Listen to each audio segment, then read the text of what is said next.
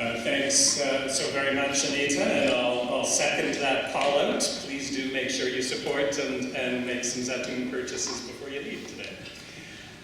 Before I utter another word, I'd like you to hear the words of others, and in particular, some voices from Gaza.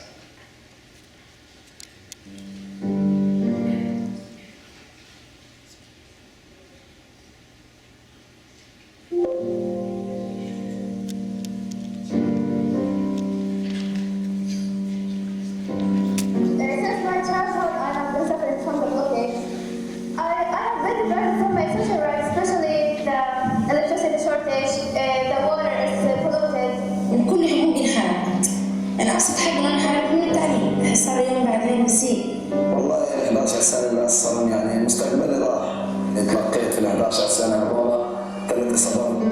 حق الشاب في غزة ضاع، حق الخروج في غزة ضاع، حق المواطن في غزة ضاع. الإنسان أنت تروح للأسباب وقوم عرض الكلاء وقوم عرض السر ومرض إشهاد يعني كله شغال. I kept writing everything happens on Twitter because I want to show the world what happens, and that people went marching to demand the right of return peacefully, and they were unarmed. كبنت فلسطينية نحب إن أنا أشارك، أنا أثبت العالم أجمع وأنا موجودة.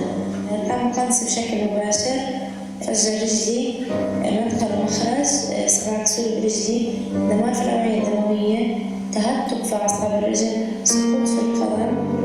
أهم الأسباب اللي خلت الشباب يتجهوا للحدود إنه في حصار مفروض علينا، في خنق اقتصادي كبير، ما فيش أي عمل يمارسوه، ما فيش أي نشاط يعملوه.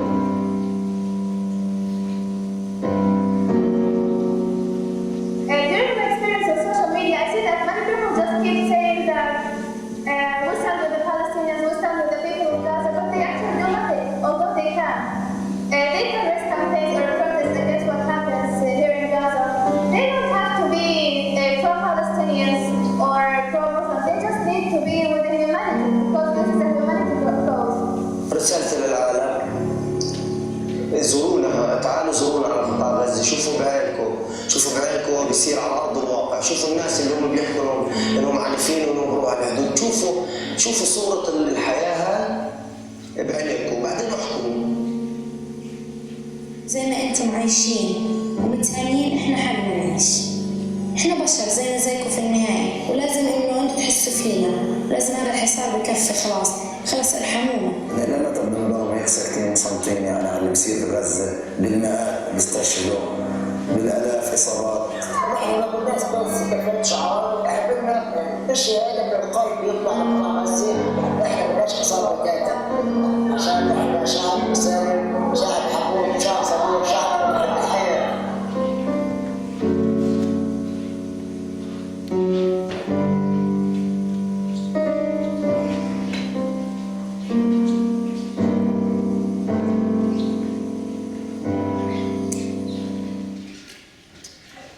So I hope and I expect that, like I, you were struck with the power of the words that you've just heard or read there, and that some may, in particular, really sit in your heart. Just need to be with humanity, one woman called of us. We want something from the heart to Gaza, said another man. And in those last few comments, simply, we love life.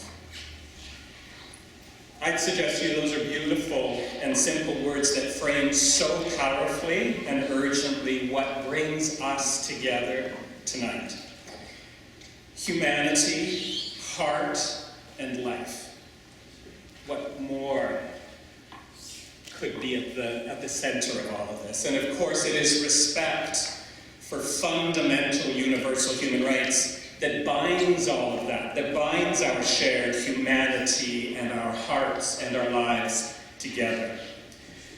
And so, friends, from beginning with those words, it truly is an honor for me to be here tonight, to be sharing this evening with such a remarkable and inspiring doctor and humanitarian and human rights champion as Tarek Loubani. and to pick up on Anita's opening recognition, to be doing so here in unceded Anishinaabe territory. And just briefly, another word about that. I really want to begin by acknowledging, in particular with humility and respect and gratitude, that it truly is a special honor that we're able to gather tonight to discuss human rights, to discuss the cruel laws and policies and actions that continue to deny the Palestinian people their rights, and of course the particularly urgent human rights crisis in Gaza. That we have that opportunity to gather here to learn and show solidarity, and coming out of tonight, let's hope to mobilize even greater in Algonquin territory. Because so many human rights struggles intersect, and that is certainly the case tonight. The discrimination and racism faced by Palestinians and the resilience and courage of Palestinians in confronting and resisting that injustice, the dividing lines and punitive policies that keep them separate and apart and relegated to second-class or even non-citizen status. All of that, of course, echoing in so many ways the sad history and contemporary reality of discrimination, racism, resilience, and courage in the struggle for Indigenous rights here in these Algonquin lands and right across Canada. So yes, I very much begin tonight with gratitude and respect and appreciation for the honor of being here in Algonquin territory, and I say to all of you, Hwe Miigwech. I do not want or intend, I assure you, to take up too much time, as it is far more important, and really we have all come together, I've come together tonight to hear from Tarek. But I'm a human rights advocate, I never pass up an opportunity, and it certainly is a tremendous opportunity to share with you some aspects of Amnesty International's ongoing work that is propelled by our activists and allies, certainly here in Ottawa, some are here tonight, absolutely across the country, and no doubt about it, right around the world, seeking to expose, to build awareness, and to mobilize action and pressure for change. Simple as that. Change with respect to the situation in Gaza, a harsh and harrowing reality we're going to hear more about from Tarek and his experiences, as well as a wider array of long-standing human rights concerns, of course, in Israel and the occupied Palestinian territory more widely. There is, as I imagine, almost everyone here tonight, and many of you with far more experience, authority, and expertise than I, know that behind everything that we're going to be hearing about and talking about tonight, there are decades of history. Human rights violations, which have frequently amounted to crimes against humanity and war crimes, that have been prevalent throughout all of those years and decades of war and crisis and suffering. Violations that have been committed by all parties to the conflict and by all governing authorities. None of them escape Amnesty International's reports. The Israeli government and security forces, Hamas, the Palestinian Authority, armed groups. Amnesty's reports, press releases, urgent actions, and campaigning initiatives for decades have condemned arbitrary arrest, unlawful detention, torture, violations of such essential freedoms as freedom of movement, free expression, freedom of religion, freedom of assembly, the freedoms that bring our lives to meaning. We have documented the devastating impact of the wall on rights to health, education, employment, and livelihood. We've drawn attention to the disgraceful number of Palestinian children and youth who are unlawfully imprisoned. We have highlighted issues around access to essential, life-sustaining rights, such as the right to be able to access safe, clean water. We have reported on the heartbreaking impact on families, including recently when our dear Amnesty International colleague, Laif Abu Zayed, was denied permission to accompany his mother from his West Bank home into East Jerusalem for her cancer treatments over the past several months.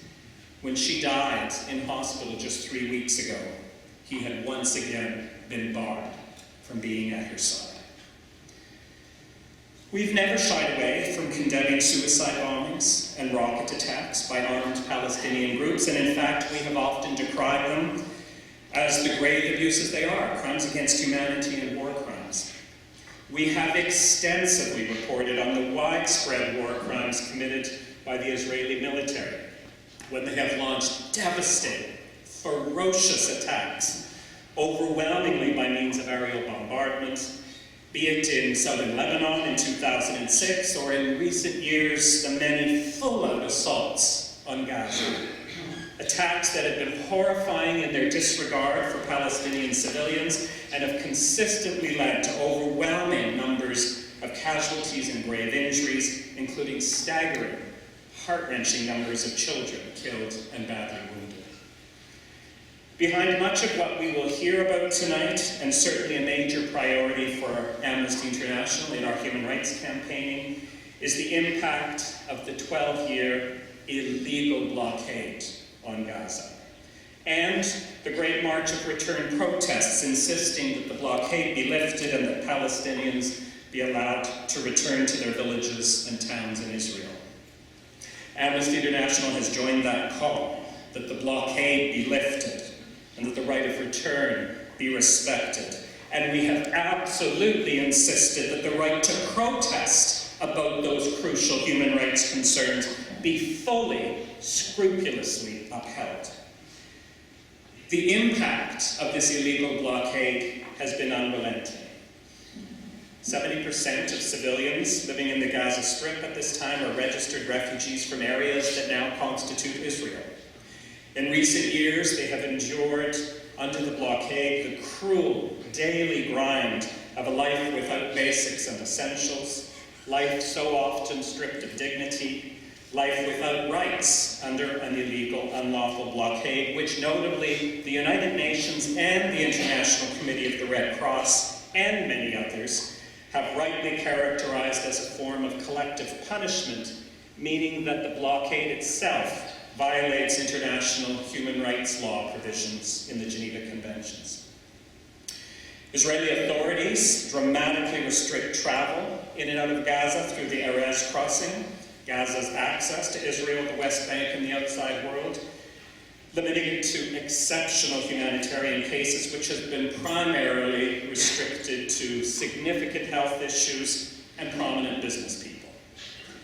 Meanwhile, Egypt maintains tight restrictions on the Rafah crossing, keeping it closed much of the time. And as if all of that has not been enough, there have also, of course, been 3 wars launched against the people of Gaza, all of which have led to grievous, painful loss of life for so very many families. The blockade and the wars have had a heavy toll on essential infrastructure in Gaza, have debilitated the health system, and have led to a precipitous decline in Gaza's economy, leaving it almost entirely dependent now on international aid. Gaza has one of the highest unemployment rates anywhere in the world, a direct impact of the blockade, currently at around 45%. Israel often denies or significantly delays issuing permits to those seeking vital medical care outside Gaza, and hospitals inside the Gaza Strip lack adequate resources and face chronic shortages of fuel, electricity, and medical supplies.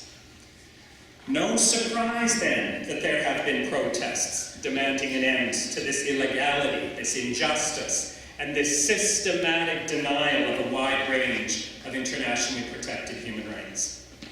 The Great March of Return protests have been intended to be, and largely have been, peaceful, and have primarily taken place near the fence separating Gaza from Israel.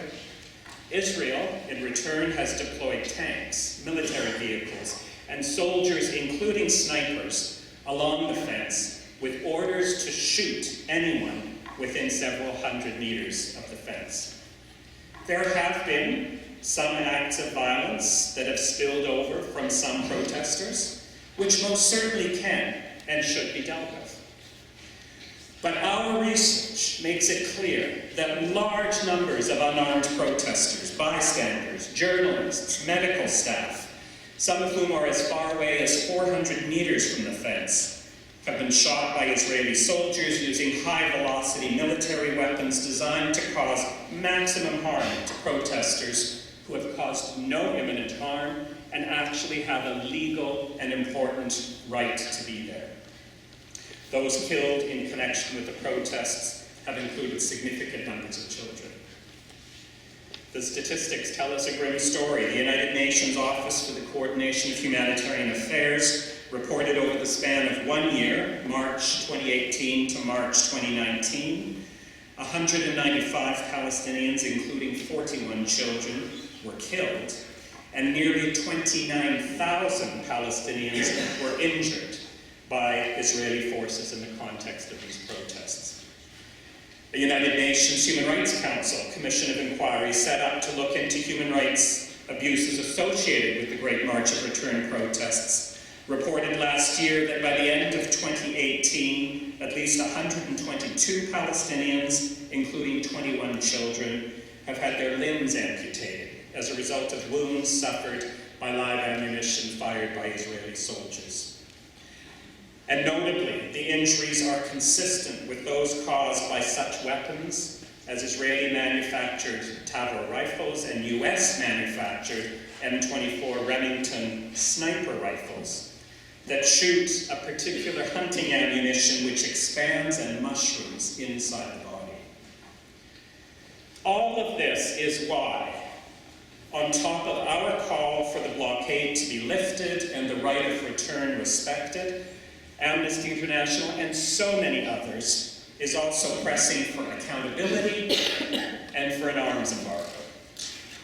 With respect to accountability, we have consistently highlighted that there is an entrenched history of impunity and utter failure to ensure justice in the face of decades of human rights violations, including war crimes and crimes against humanity committed by Israeli military forces. No justice? Well, no surprise that war crimes continue.